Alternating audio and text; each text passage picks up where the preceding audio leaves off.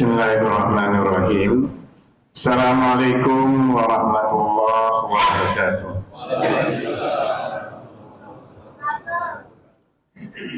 Alhamdulillahilladzi yatarahamu li'ibadihil mu'minun wa bitaufiqihi yahtadil muhtadun.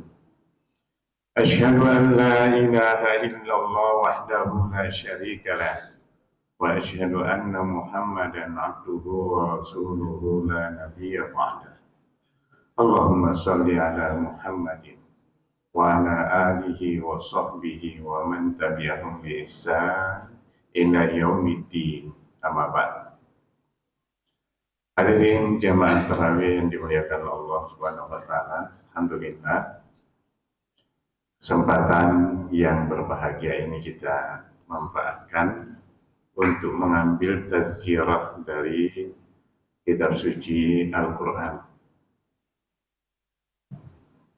Berhubung waktunya singkat, maka saya mengambil poin-poinnya saja dari sebuah buku yang berjudul Al-Hamish fi Dakwah oleh Profesor Dr. Ali Jariza, Direktur Islamic Center di Jerman.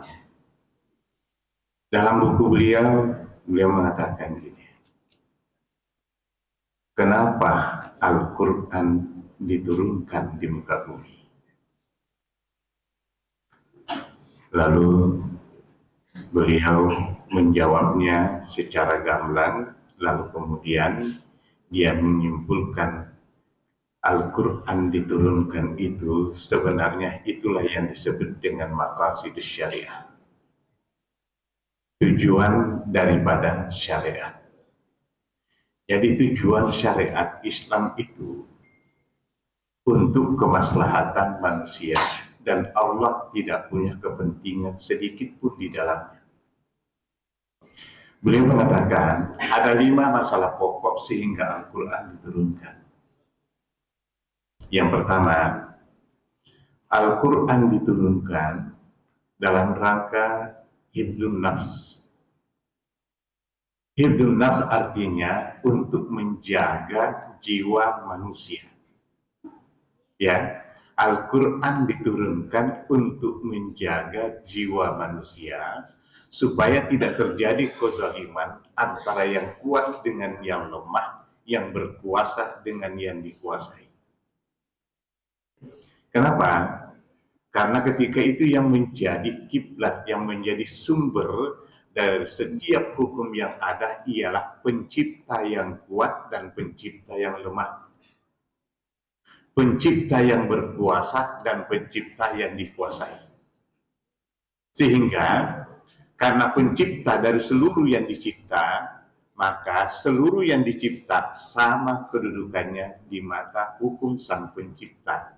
Maka dia turunkan hukum di mana seluruh manusia sama dalam pandangan hukum Allah. Itu yang dimaksud dengan hifdzun nafs. Oleh karena itu, Allah membentengi masing-masing manusia itu dengan hukumnya. Maka turunlah ayat-ayat yang mengatur, contohnya di dalam surah An-Nisa ayat 90 sampai 91, ya, dalam surah Al-Maidah ayat 44, 45 dan 47, surah Al-Baqarah ayat 178, 179. Itu semua ayat turun yang mengatur, meletakkan setiap manusia pada proporsinya sehingga masing-masing itu berjalan pada relnya dan tidak ada kezaliman antara satu dengan yang lain. Itu tujuan Quran diturunkan. Oleh karena itu, kalau ada orang yang kurang suka dengan Quran, itu menjadi aneh. Padahal dia datang untuk melindungi jiwa setiap manusia, itu Quran. Cuma saya tidak masuk terlalu dalam, karena itu terkait dengan hukum jinayat, hukum pidana, hukum perdata, terkait dengan masalah itu. Tapi intinya di situ, untuk kemaslahatan manusia. Itu satu. Yang kedua, kata beliau, Al-Quran itu diturunkan, ya, Al-Quran diturunkan dalam rangka apa? Hifdzul akal, menjaga akal sehat manusia. Tujuannya apa? Supaya kalau akal kita itu sehat, maka komunikasi juga sehat. Tapi kalau satu sehat, satu gila, ya apa yang terjadi? Hanya keributan. Jadi Allah menjaga akal setiap hambanya sehingga terjadi komunikasi positif antara satu dengan yang lain, sehingga hubungan antara sesama manusia lahirlah memanusiakan manusia. Jadi manusia memanusiakan sesamanya manusia melalui komunikasi yang positif. Karena Allah menjaga akal sehatnya. Itu sebabnya Al-Quran turun, ada berapa banyak ayat yang terkait dengan masalah ini. Turun, yang pertama turun itu di surah Al-Baqarah ayat 218. Lalu turun di surah An-Nisa ayat 43. Lalu turun di surah An-Nahl ayat 115. Lalu turun terakhir di surah Al-Maidah ayat 90 dan 91. Atau juz 7 halaman 2, itu ayat paling atas dan kedua itu. Itu. Jadi ayat-ayat ini turun tujuannya menjaga akal, dan itu sebabnya Allah mengharamkan setiap yang merusak akal manusia.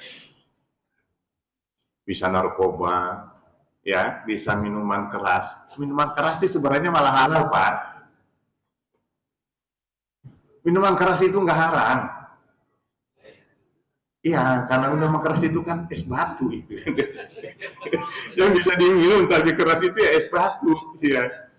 Jadi, tapi karena itu udah menjadi pemahaman umum, ya oke, itu minuman keras. Jadi setiap yang dapat merusak, baik dalam bentuk benda padat, kayak sabu-sabu atau pil, ganja, dalam bentuk benda cair, jadi kayak minuman, dalam bentuk gas, apapun bentuknya, jika itu merusak akal pikiran manusia, maka Allah haramkan demi terselamatkannya akal sehat manusia. Ya, itu yang kedua. Yang ketiga, Al-Quran turun untuk menjaga nasal, hifdzun nasal, menjaga keturunan. Supaya setiap orang itu punya keturunan, punya nasab yang jelas. Si A itu kakeknya, neneknya siapa. Ya, jadi nasabnya jelas. Dan dengan jelasnya nasab itu, dia bisa mendapatkan amal jariah dari anak yang soleh. Tapi kalau dia nggak punya nasab, ini anak doanya buat siapa? Kakeknya nggak ada. Ya, itu sebabnya Quran datang untuk menjaga keturunan manusia, maka Allah mengharamkan segala sesuatunya yang bisa menimbulkan atau yang bisa merusak segala pernasaban itu. Ya, Allah mengharamkan. Maka lahirlah contoh dalam surah An-Nur ayat 2 dan 3. Ya, itu kaitannya dengan itu. Az-zaniyatu waz-zani dalam surah Al-Isra ayat 32. Jadi semua yang dapat mengantar kepada perbuatan yang menyebabkan timbulnya ketidakjelasan nasab, Allah haramkan. Allah haramkan. Karena banyak konsekuensi hukum yang lain, Pak. Konsekuensi hukumnya apa? Coba. Ayahnya nggak jelas, tapi sudah punya ayah nih. Nanti kalau menikah, siapa yang mau menikahkan? Walinya nggak jelas. Ya ada wali hakim, oke. Nanti kalau orang bagi warisan dari ayah dia dari mana? Dia nggak dapat warisan dari ayah. Karena ayahnya nggak jelas. Ya, itu antara lain.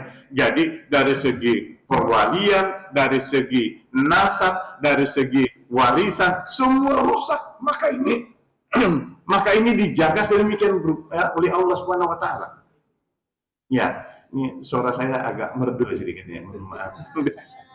Ya, ini habis berkuar-kuar dengan anak muda. Ini datang ke sini habis berkuar-kuar dengan anak muda, menyemangati kalian itu harus eksis dengan Quran kalian. Jangan menggantikan sistem Allah dengan yang lain. Lebih bangga dengan budaya Barat daripada identitas Qurannya. Ini ada berjam-jam, jadi suaranya jadi merdu.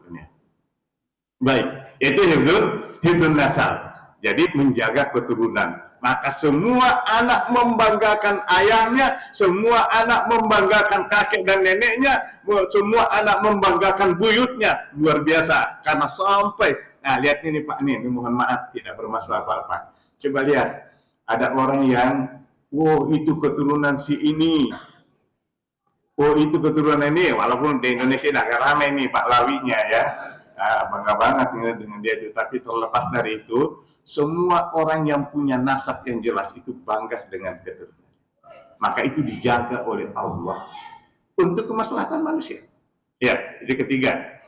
Yang keempat, Quran diturunkan dalam rangka hifdzul mal. Nah, ini yang seru nih. Menjaga harta supaya tidak ada korupsi sampai hampir 1.000 triliun itu loh. Ya. Jadi Quran datang menjaga sedemikian rupa, maka turunlah hukum Allah kayak surah Al-Maidah ayat 38. Mohon maaf Bapak dan Ibu, saya nggak bacakan ayatnya, biar menjadi daya tarik aja, silahkan cari ayat ini apa ya. Karena kalau sudah masuk ke saya bacakan ayatnya, pasti masuk ke masalah hukum. Iya. Jadi Al-Maidah ayat 38 sebenarnya tujuannya apa? Yaitu menjaga keamanan dan kenyamanan harta bapak dan ibu supaya nggak ada yang nyolong. Artinya tidak ada perpindahan dari satu tempat kepada yang tidak berhak. Maka Allah menurunkan itu, hukum ini. Ya. Tapi ketika orang ngakalin ya, itu memang di negeri India sana itu memang pinter-pinter mereka itu Pak. Pinternya gimana? Dia rubah hukum, baru dia korupsi, jadi nggak terjangkau hukum. Pinter bener dia, ngakalin hukum. Itu di India. Makanya polisinya di India itu nggak, di film-film India ini, bener-bener nggak ada harganya. Kalau di film, nggak tahu di Indianya kayak gimana gitu. Ya, bener-bener nggak berharga. Bapak-bapak, baik saya menyinggung sedikit. Raja Louis ke-9 yang memimpin perang salib ke-7 dan ke-8, Raja Prancis. Tahun berapa itu? 1200, pasnya tahun 1200 berapa, tapi dia gini. Dia 2 kali kalah, Pak. Bahkan hampir terbunuh pada perang salib yang ke-8. Lalu dia kembali ke Eropa, dan dia berkuar-kuar, dia gini. Wahai bangsa Eropa, berhentilah kalian memerangi umat Islam. Kalian tidak akan pernah bisa mengalahkan. Nggak akan pernah bisa. Karena umat Islam itu punya konsep jihad fisabilillah dan itu tidak ada dalam Kristen. Orang Islam itu bangga kalau dia mati syahid. Orang Kristen berperang untuk hidup. Orang Islam berperang supaya dia mati syahid. Kenapa? Dijanjiin surga. Nah, sementara mereka berperang supaya hidup. Maka dia rancang, Pak. Inilah awal mula yang dikenal dengan Ghazwul Fikri, perang ideologi dan perang intelektual. Bayangkan berapa ratus tahun yang lalu dia udah rancang ini, Pak. Iya, dia orang udah rancang. Dia bilang gini, ya, kalau kalian ingin mengalahkan umat Islam, ada 5 poin, tapi saya ambil 1 poin aja. Kalau kalian ingin mengalahkan umat Islam, buat keamanannya itu tidak punya nasionalisme, sehingga keamanan negara itu yang menggerogoti negaranya sendiri, sehingga mereka nanti yang mengintimidasi rakyatnya sendiri. Louis loh Pak, Louis ke-9, 800 tahun yang lalu, dia udah rancang itu, dan itu berjalan sampai sekarang. Iya, jadi buat keamanan satu negeri itu tidak punya nasionalisme. Ketika dia tidak punya nasionalisme, maka dia yang akan menggerogoti negaranya sendiri dan dia yang akan mengintimidasi rakyatnya sendiri. Ya, itu 800 tahun yang lalu loh Pak. Ya, kurang lebih 700 tahun lah. Ya. Dia udah rancang seperti itu. Masya Allah. Jadi Saya kembali tadi ke Profesor Ali Jariza, Hifdul Mal. Maka bapak-bapak yang membuat satu bangsa, satu negeri itu berantakan apabila keamanan materi yang ada di negara itu tidak aman. Orang dulu bilang, kalau yang berkuasa dagang, tunggu aja rakyat jadi korban. Itu kata orang dulu. Ya, kalau yang berkuasa dagang, tunggu aja rakyat jadi korban. Kayaknya filosofi-filosofi orang dulu itu semua kita rasakan sekarang ini. Iya, Bapak-bapak. Maka Allah menurunkan hukumnya. Surah Al-Ma'idah ayat 38. Surah Al-Ma'idah ayat 32. Ya, ayat 32. Apa yang ada di 32? Saya ditanya oleh salah seorang jamaah, Pak, apakah yang korupsi sampai ribuan triliun ini juga cuma dipotong tangannya? Saya bilang enggak, itu masuk merusak sistem. Maka yang berlaku Al-Ma'idah ayat 32. Apa yang di ayat 32 itu? Yaitu innama jazaa'ul ladzina yuharibunallaha wa rasulahu wa yas'auna fil ardi fasadan ayyuqattalu, dicincang. Dicincang kata Allah. Au yusallabu, bisa kurang dari itu, disalib. Au tuqattaidihim arjulun min khilaf, kurang dari itu, potong tangan kanan dan kaki kiri. Itu balasan mereka yang merusak sistem dalam bernegara itu. Itu pertanyaan yang benar. Berani enggak? Masalahnya kita tidak punya hukum untuk menjangkau hal-hal seperti itu. Tapi kita berbicara betapa indahnya Quran itu. Allah turunkan semuanya untuk kemaslahatan kita. Coba, kalau semua ini dijalankan dengan baik, itu untuk kenyamanan dan keamanan manusia itu sendiri. Ya. Yang kelima, Quran diturunkan itu hifdzuddin. Quran diturunkan itu untuk menjaga kemurnian agama. Kenapa? Karena nanti akan lahir orang-orang yang banyak mengatasnamakan agama, padahal itu bukan agama. Bayangkan yang berkuar-kuar itu, Pak, ya Rabb, kami ada darah ini, maka sebesar apapun maksiat yang kami lakukan, kami udah pasti masuk surga. Waduh, emang siapa itu? Yang jelas darahnya dengan Nabi itu siapa? Abu Lahab. Surah yang turun, tabat syada Abi Lahab. Kenapa Abu Lahab? Abu Lahab saudara kandung dengan ayahanda Rasulullah. Dia bukan saudara kandung ya, satu ayah, satu ibu. Abdullah, ayahanda Rasulullah itu cuma 2 bersaudara. Kakaknya siapa? Abu Lahab. Gitu. Tapi Quran mengatakan tabat syada Abi Lahab wa tab. Jangan ada ajaran-ajaran yang justru merusak umat ini, merusak pemahaman kita, khususnya yang menganut Islam. Baik, hadirin dan dimuliakan Allah Subhanahu wa taala. Inilah dia 5 maqasidus syariah, tujuan pokok diturunkannya syariat Islam. Lalu dalam proses penerapannya itu enggak bisa simsalabim semuanya 100%, yang enggak bisa. Latar kabun natabakan tabak. Kami itu harus bertahap. Lihat kondisi umat. Kalau kondisi umat memang sudah memungkinkan untuk sampai pada level B, ya sudah naik ke level B. Tapi kalau belum bisa, ya tetap aja dulu di A, bina baik-baik, berikan pemahaman. Karena tidak bisa tiba-tiba hukum secara total, orang nggak paham, kaget, itu sebabnya dia benci kepada Islam. Mari kita lihat Bapak Ibu. Ini terakhir biar nggak lama ya. Kita lihat Bapak Ibu. Islam kalau dalam, ini mohon maaf tidak bermasalah, ini hanya kajian keilmuan ya. Ini ya biar saya nggak dibilang teroris saja. Jadi kajian keilmuan. Mari kita lihat. Kalau dalam Islam bernegara, dalam negara itu ada 3 kas negara. 3 kas negara. Ada kas khusus negara, ada kas umum negara, ada kas khusus pemerintah. Islam ini.